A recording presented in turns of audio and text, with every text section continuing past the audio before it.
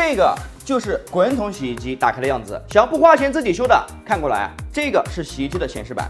当洗衣机出现通电正常，但是按键没有反应，直接更换显示板就可以了。这个呢是洗衣机的进水阀。当洗衣机出现不能进水的时候，我们要重点检查这个进水阀，如果损坏更换就可以了。这个呢是洗衣机的滤波器。当我们的洗衣机出现不通电的时候，我们要先检查滤波器，滤波器没有问题，直接更换主板就可以了。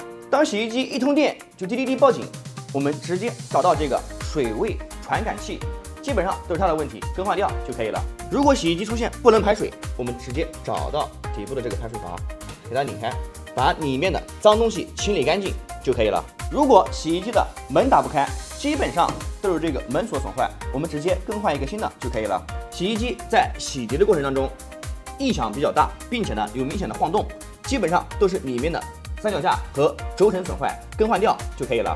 洗衣机如果漏水，直接更换这个密封胶圈就可以了。这两个是洗衣机的减震器，当洗衣机出现晃动比较大，或者是在脱水的时候不能甩干，都有可能是这个减震器不平衡导致的，我们直接更换掉就可以了。